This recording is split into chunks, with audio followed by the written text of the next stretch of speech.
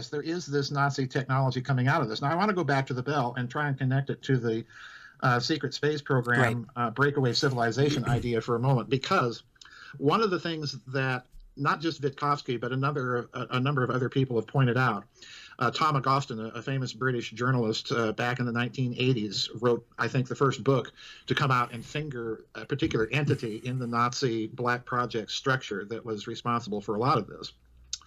Witkowski points out that all of this very ultra-secret research inside of the Third Reich was being done under the auspices of an entity called the Kammler Stab, the Kammler staff, named after an SS general that basically headed up, by the end of the war, all of the Third everything. Everything. This is Hans Kammler you're talking about. This is Hans Kammler. And we need to remember that Hans Kammler also drew up the plans for Auschwitz. In other words, this guy was also in charge of the SS Building and Works Department.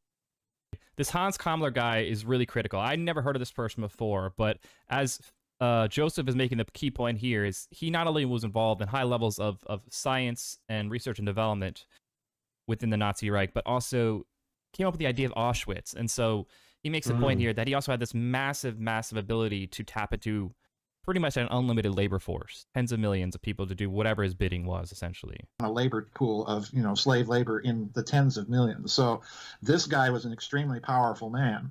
Well, the Kammler Stab, the way this gentleman, to use that term very loosely, set it up, was that, number one, he freed all of the scientists, technicians, and engineers from Nazi Party ideology. So in other words, he wasn't the slightest bit concerned, to keep what things their beliefs were, anything like that. Right, exactly. He wanted to create a climate where they would literally brainstorm their technology trees and lay out the essential steps to get from here to there. He set up a private top secret magazine, if you want to call it that the scientists could circulate their papers to each other and kind of cross-fertilize their ideas. So in other words, what Kammler created was a Nazi version of DARPA. Okay? Yeah. That's exactly what he did. And I do think that when Eisenhower sets up... The key point right there is he creates a Nazi version of DARPA. So Defense Applications Research, basically our main defense department's area to do R&D into super covert type technology. Which is where the internet eventually comes from. Yeah, a lot of pretty bizarre things have come out of DARPA. It's a lot of sharp people. So you're starting to see more through lines, yeah. And you're starting to see certain elements. Oh, that's a good idea that they were doing in the Nazis. Why don't we do our own version? You start to see this sort of crossover more and more. Precursor to ARPA, that in his thinking that they're modeling this on this Nazi entity, which is going to brainstorm all of this out of the box thinking. So I think that's one influence that comes here. You've got all the paperclip scientists that come over to Wright-Patterson down to Texas and so on and so forth. So I think there has been a significant influence. And so Wright-Patterson, another key Air Force base to keep in mind, Wright-Patterson, Kirkland, Holloman, 3 really important Air Force bases within ufology. I mentioned one of them that was connected with the bell by the name of Dr. Kurt Debus, and this may intrigue you. Debus, after Roswell, the U.S. Army reopened his security file and revetted Dr. Debus for some reason. And at the time, it was suspected that these Germans were keeping their original command structure exactly in place and kind of reduplicating it inside of the American military-industrial complex. Well, Debus is... So that's the little concern I was touching on earlier, that, it's once... You don't really just give up being a Nazi. Once you're a Nazi, you go, the only way out is in a coffin. And I don't know if it was naivete or just sheer power hungry, why our government looked past that, just because it was more important to get to space first and beat the Russians, or just because we wanted to have the best scientists in the world. And if we don't take them, then the Russians or somebody else will take them. But yeah, as he's saying here, there was a strong suspicion that there was a power structure that was maintained, that was already there in place within the Nazi Third Reich, that could have easily been maintained within various positions within our own governmental bodies in different capacities, from NASA to private contracting positions to DoD type, Pentagon, DARPA type positions as well. And I'm not sitting here making the argument, though, that we completely got taken over by Nazis or anything like that, but this is just an important thing to just keep on your radar, is all I'm saying. And that's kind of how it is for me. I don't know exactly how that manifests or what that means, but it is a reality that I just think is too important to just not keep on our radar. For sure. Not a rocket scientist. I want to stress this. He's a high voltage plasma scientist. All right. He eventually ends up as the senior flight director for Project Apollo during the Apollo program at Cape Canaveral. So this guy is, the head honcho down there. And when he retires, just shortly before he retires, about 2 or 3 years before he did, he was placed by NASA as the head of NASA's UFO desk. And in addition, when he retired, fascinating. Yeah, I found out about that just a couple of years ago, and I thought, oh, whoa, that's who is this? His name? I want to write this down. His name is Kurt Debus, K-U-R-T, and then the last name is D-E-B-U-S, Debus.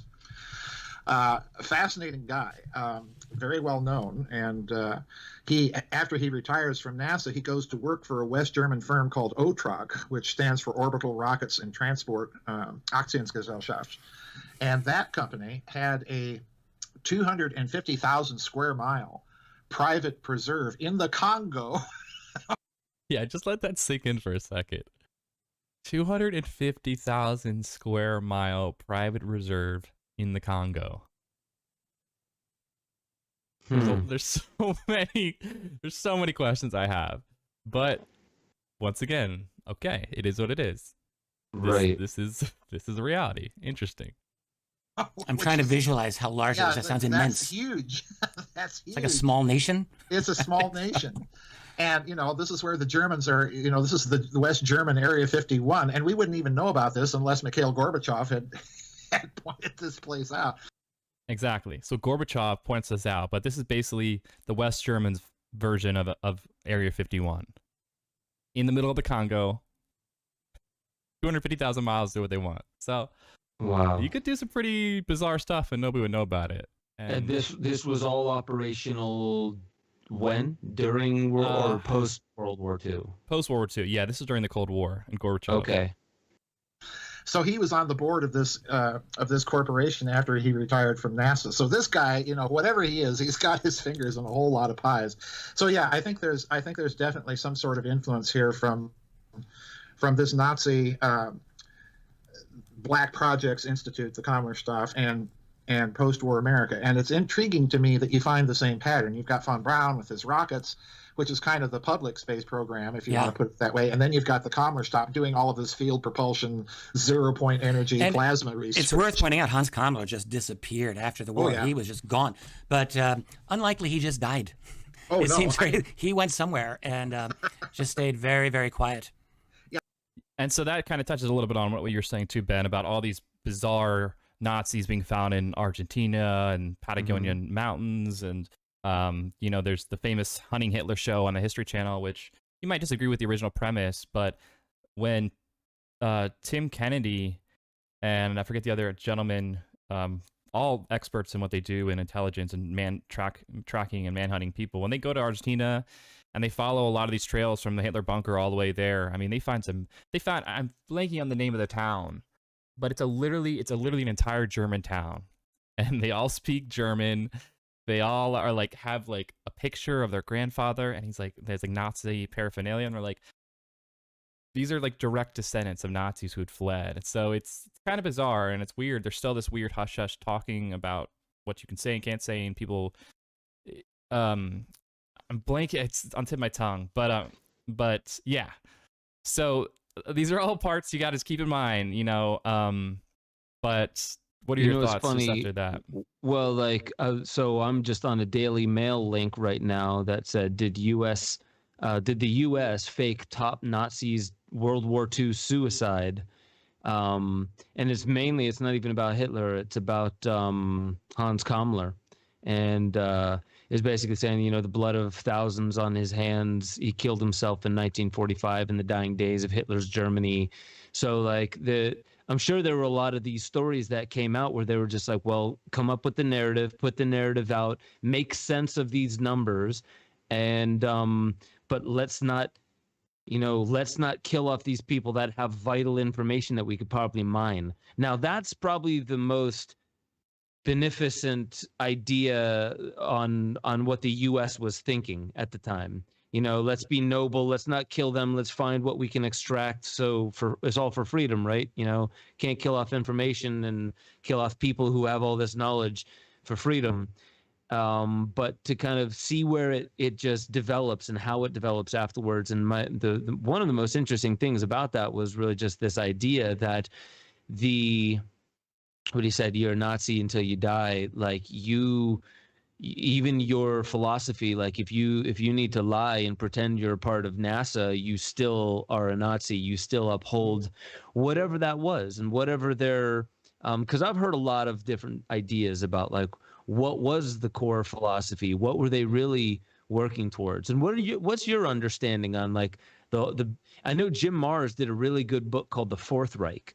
And he was talking about all of this. He was saying the Third Reich was supplanted, placed in the United States, and now a lot of the things, and this was years ago that I read this, saying a lot of the things that's happening in the United States right now are the things that happened to Nazi Germany in the decade leading up to World War II, and how that accelerated their mission, if you will, and that the mission didn't die. It was just supplanted and taken over here as well as throughout the world. But that the mission never died. So that's Jim Marrs, rest in peace. Yeah, R.I.P. He's a true OG and highly recommend his research in general because he covered a lot of things. Once again, like I said, like I got, that's when we get a little bit more into speculation. What we do know, like, is that there were serious power positions that were being held by former Nazis. Now, as far as like, I don't know specifically the occult of the SS and the Nazi as much. I feel that at that time, like I said, I don't know. It's hard to know truly, like somebody like in particular Adolf Hitler, what his personal beliefs were, because he was such a quiet guy. He really never it's very little known about his personal life, especially post sort of his rise to power. But essentially, it seems like there was some serious influence coming from certain occult elements. I mean, like we said, like they were spending serious money and resources, not on just building better tanks or better planes, but going to really bizarre places to find artifacts like the Holy Grail or I'm blanking on all the specific trips they did. The spear that pierced Christ's side. Yeah, and the cradle. Also, Admiral Byrd, wasn't that connected? Well, that comes right after the war, and we're about to touch on that too. And I'm going to play a clip here about the Foo Fighters too that Farrell touches on. But it just, I think there was probably a mixture within the Nazi Reich. Probably some guys were a little bit more into the occult and some guys weren't. But ultimately, they just did whatever boss said. And the boss was saying, like, I want you to build me an army that lasts tens of thousands of years and had this very bizarre half man, half god type of image. They really were into glorifying themselves to be something more than human. Even the way they filmed Ava von Braun, the way they filmed things, it was revolutionary. In cinematography, to be looking up at people while they destroyed statues. Obviously horribly evil people, but they were really good at marketing. They were really good at putting on a show. Like, they knew how to brainwash. They knew how to convince thousands of people to something. I watched this amazing documentary, and a lot of people at the time within mainland Germany had no idea what was really going on with the horrors of Auschwitz. I'm not gonna say all of them, and I'm not gonna, I'm not sitting here making excuses, but a lot of them, they really did just like say, like, focus on the fairy tales and this ancient sort of Bavarian fairy tales and these fantasies, and they would create these sort of festival type, parades and the marches. It was all very theatrical, and in a lot of ways, Hitler was a thespian. I mean, he was an artist. He was a thespian. He was this really extroverted introverted thespian dude. Who would do these really intense uppers and knew how to sell a point. But the bottom line is, like, it was this really bizarre, like, when you really understand the context of what these people thought there, it makes you understand how they got played, essentially. And it's not to like say like it's okay what they did. I'm not doing that, but like, there was a lot of like Goebbels and propaganda and the things they did. Like, it was pretty ingenious. They created propaganda in a lot of ways. And then we, like I said, we took a lot of stuff they did and we're like, hey, let's use some of the propaganda skills. And Edward Bernays took certain things from Goebbels, and you start to see crossovers. But I want to get deeper into the stuff that you're showing, but I just want to touch base on that like we're very good at looking back into history and saying, what I would have done differently. And really, a lot of us would say, like, yeah, if I were in that situation, I would just tell them what I think. And we have this idea of like how noble and brave we would be in certain situations, but we don't sometimes catch the nuances. Like, for one, World War I was pretty devastating on Germany. So you're talking about, we as Americans, we don't understand devastation happening just a decade or two ago. We don't understand what that does to the cultural psyche, how it changes society's mindset towards what we want to rebuild and we want to protect against. And here's this person that's promising me safety. Maslow's hierarchy of needs is being met. Like, I feel safe at this point. And so, you know, you have this very charismatic person in a rise to power. Is a very nuanced situation. And also what we do today, it's just different. We have limited liability to where it's like legally, well, it's like, oh, it's not that company's fault. And yeah, we can slap them on the wrist, but who's going to pay the biggest price? Well, the insurance companies. And there's this limited liability thing to where we don't have a Hitler to focus on, because every 4 to 8 years our presidents are out, so we don't have this massive archetype, but we use all of the same propaganda, we use all of the same tactics in, well, let's champion really good causes. Like, did you know Hitler was also a vegetarian, and he was talking about like stamping out I think it was smoking cigarettes or something back in those days. And there were a bunch of points that, like, if you were to just talk about those points and not say who they came from, you'd be like, oh, that sounds like a pretty good candidate for a politician. And then you mention who it is, and you'd be like, oh, I didn't say that. I would never say that would be a good candidate, because we don't realize that in those days it was a very different world. Yeah, even America matters. In those days it was a very different world. So context matters so much, and I think that's just overall is a big thing that's been lost in today's world. Like, when did we lose context? When did everything become just like, and this happens a lot with stand-up comedians, and I don't want to tangent here, but like this is why we're providing context for everyone right now with this unidentified aerial phenomenon. It's so critical for people to have context, historically speaking, to have a little bit more sense of what's happening in the present and where we're going, or else we're going to repeat the mistakes, and so, yeah, and in today's world, it's amazing how much nuance and context has sort of been left out, when it's now like almost more needed than ever, when we have so much information coming at us, when we need to be vetting information better than ever personally and critically thinking and all these things, and really being trained. And I think that's part of your mission and the mission of the show in general, is just like training better critical thinking, independent thinking, and challenging, logic and Socratic method without taking it personal and just saying, hey, I'm not attacking you, and make that known. That's cool. But like, let's just hold up the merit of an idea and think it through. And if you believe this and I believe this, and let's weigh that proportionally in an honest, upfront way. And with this subject, the UAP subject, that's what we're trying to do. And providing this context is critical for people to then, when you say something like, oh, maybe there is this secret space program going on, if you don't have any context about that, it's easy to write it off and ridicule it and go, that sounds completely crazy. But when you look at certain experiments already happening in the 40s and 50s and certain things, throughout the 50s, 60s, and 70s, and little drips from people like Lockheed Skunk Works and Ben Rich and various people in serious positions of power who would be in the know saying certain things, or astronauts saying strange things, or pilots, you then start to say, okay, maybe that original idea isn't as bizarre or out there as I thought when I have more context for it. Yeah. And appreciate you for saying that, because a lot of what we're doing with the historical context is showing you that it doesn't even just start in World War II. No. And, perhaps in a later episode, I'll get deeper into how different theories lead me into research that keeps coming back to this. Make sure y'all head over to benjosephstewart.com, become a member. You'll have access to the growing library of deeper dives where I talk about all the stuff that I really can't talk about on YouTube. Make sure you get involved in the Discord chat. That's where a lot of the conversation is happening, talking about new theories, being able to interweave into the greater conversation that is how we awaken infinity. That's our highest potential. And I just want to remind you, you are the most powerful technology ever known to creation. Wield it like an artist with a conscience.